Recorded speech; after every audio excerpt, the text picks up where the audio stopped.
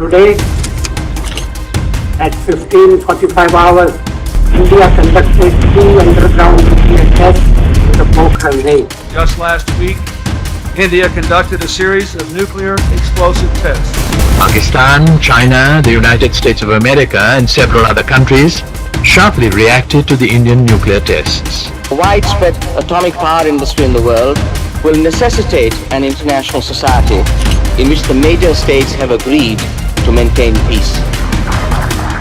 तो तलवार की नोक पर या एटम बॉम्ब के डर से कोई हमारे देश को झुकाना चाहे, दबाना चाहे, ये देश हमारा दबने वाला नहीं।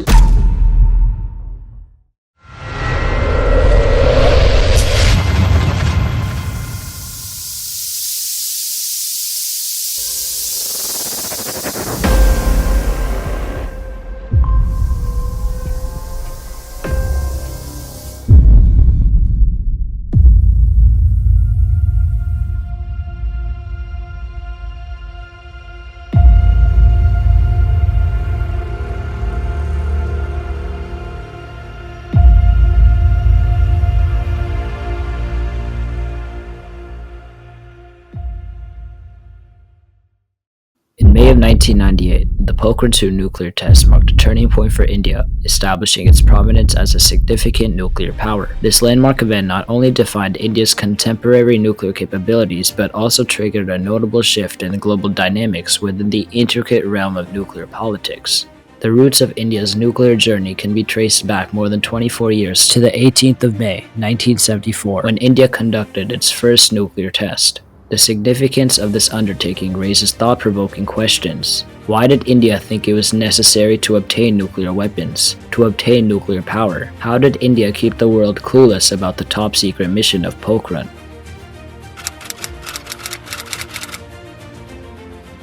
Homi J. Bhabha was the man that had started it all. He was known as the father of India's nuclear program. It began in 1939, just as World War II was beginning. Bhabha came back to India from Cambridge, where he was pursuing research. Jawaharlal Nehru, India's first Prime Minister, was not persuaded by Bhabha's proposal to initiate nuclear research in India. Nehru preferred a peaceful approach and refused to associate himself with nuclear power. Nevertheless, he gave in 1954, leading to the creation of the Department of Atomic Energy. Director Homi J. Bhabha, assigned to explore civilian uses of nuclear energy, secretly wanted to build a bomb. Nehru, unsure in discussing arms control at the United Nations, avoided openly pursuing a bomb due to diplomatic concerns and uncertainty.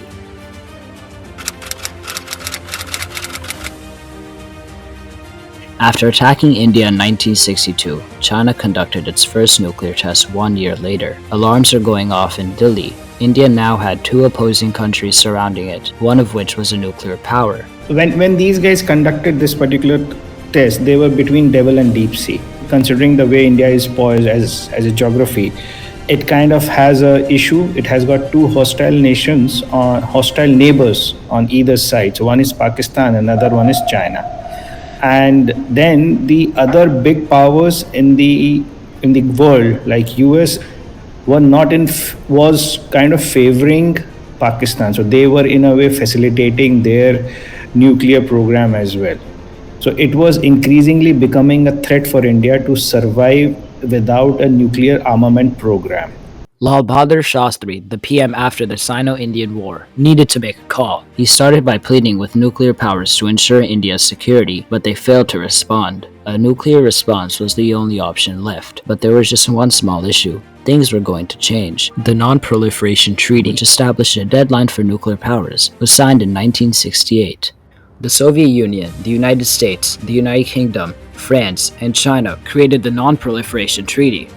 This treaty said that NPT members will stop the production of nuclear technology, and no one other than the 5 nuclear powers can obtain nuclear weapons. And here India decided that they will make their own atomic bomb, even after the first time India wanted to make itself a nuclear acclaimed state failed. It was May 18, 1974, and the scene was Pokhran in the Thar Desert.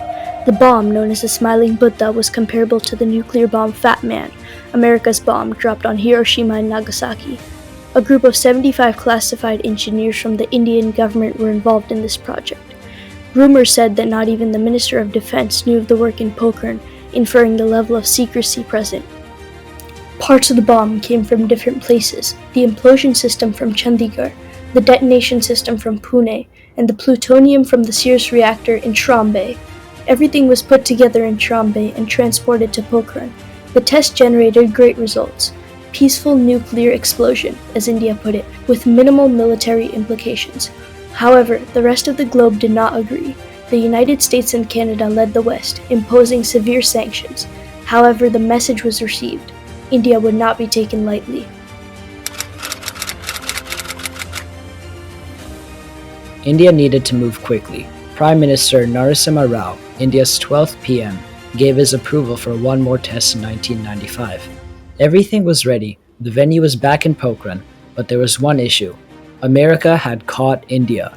Their surveillance satellites captured traces of work in Pokhran.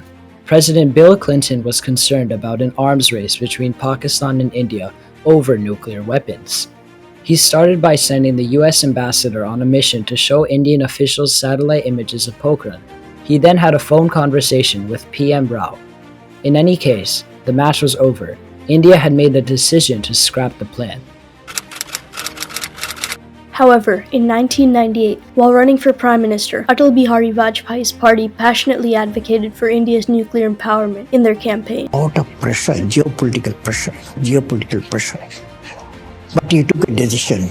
India will go ahead with the test. Thus, a complicated initiative was developed. Code names were developed because the CIA was listening in on conversations. The names of the detonation shafts were Taj Mahal, White House, Whiskey, and so forth. The scientists arrived disguised as well, hidden in army uniforms. Among them was APJ Abdul Kalam, who rose to become Major General Prithvi Raj. Only the Prime Minister and his reliable allies were aware of this within the government. Engineers operated on-site during the limited window when satellites didn't have a view over Pokhran. Just before satellite visibility resumed, the equipment used to construct the test range would be stowed away, eliminating any traces. All of their tracks were hidden from the satellites to conceal any suspicion from the US and Pakistan.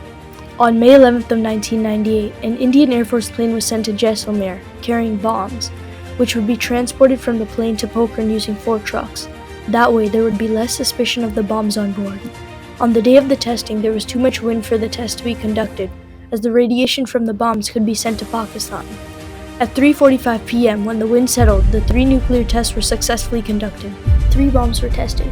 2 more were tested on the 13th. In terms of a Pokhran test was necessary to establish India as a nuclear power, and the fact of the matter is very clear. So nuclear weapons do bring a certain amount of safety and security to a country. Following the test, a message was sent from Pokhran to New Delhi stating, "White House has collapsed."